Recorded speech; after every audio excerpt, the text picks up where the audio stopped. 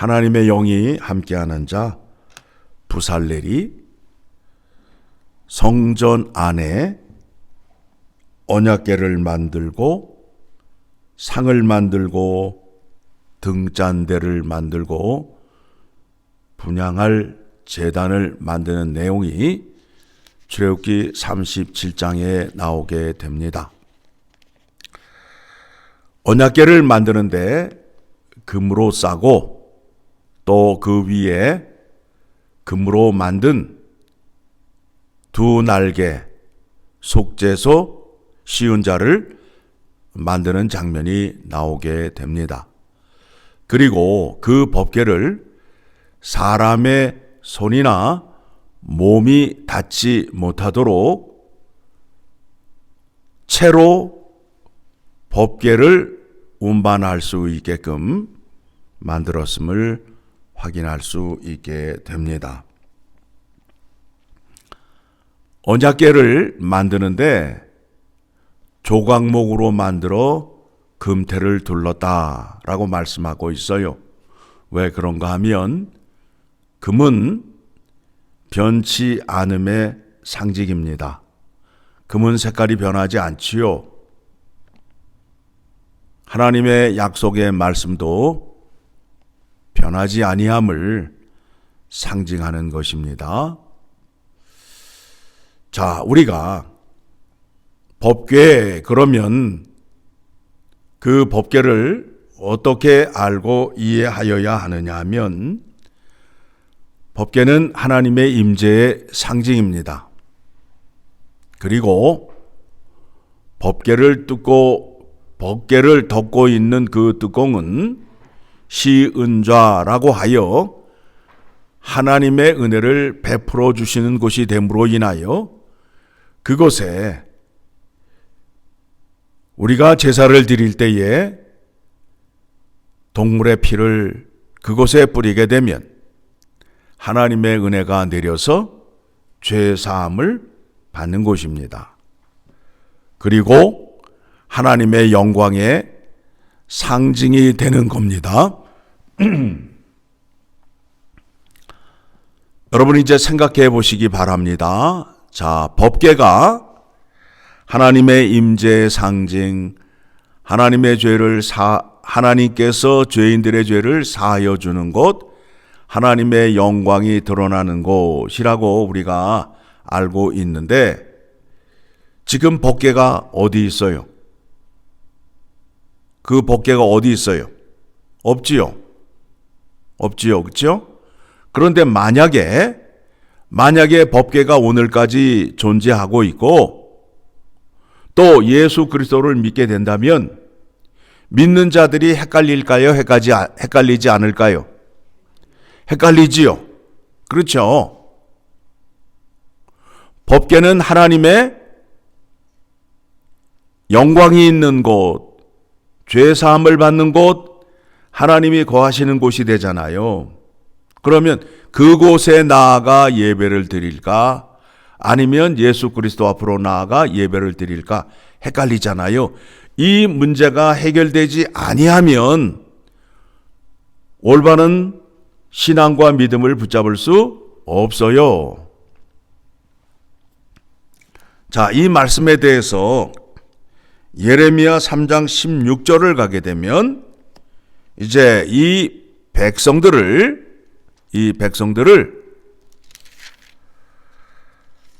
사랑의 매로 맞게 해서 바벨론으로 포로로 잡혀가잖아요.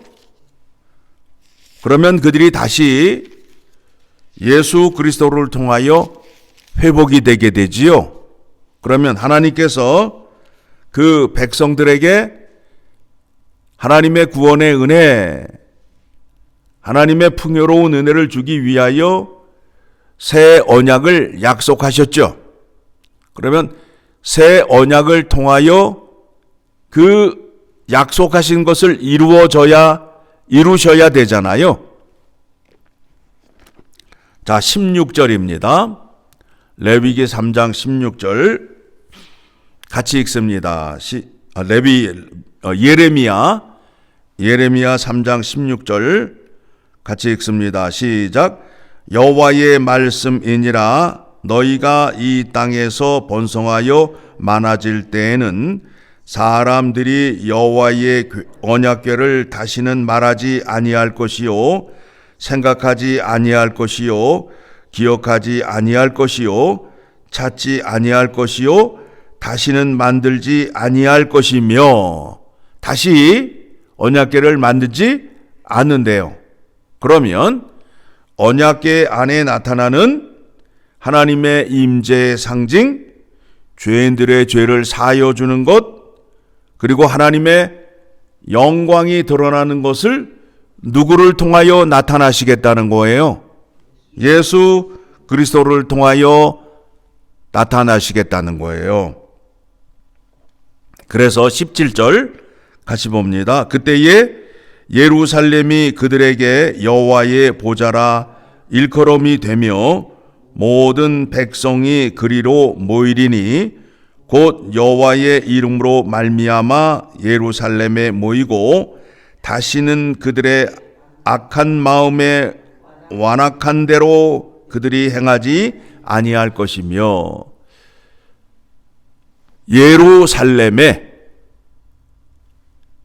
교회가 생겨남으로 인하여 그 교회에 하나님의 영광이 임하여서 이제 온 땅에 교회가 생겨남으로 인하여 성령의 인도하심을 따라 예수 그리스도 안에서 하나님께 예배를 드리는 영광을 받으시겠다라는 겁니다. 그래서 하나님 아버지께서 이렇게 예배하는 자들을 찾으시느니라. 자, 요한복음 4장으로 갑니다.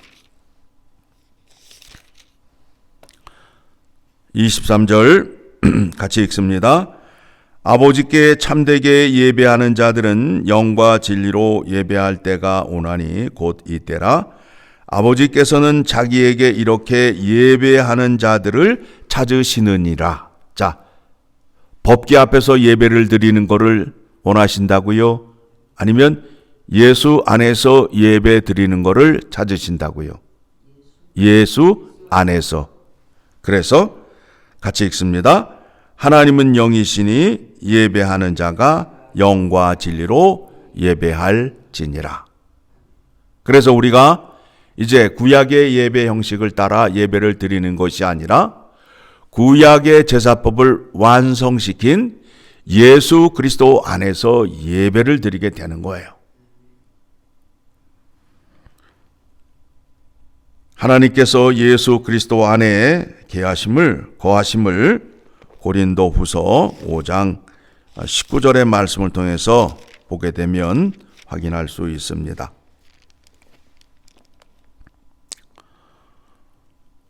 우리가 하나님과 화목한 자가 되었어요.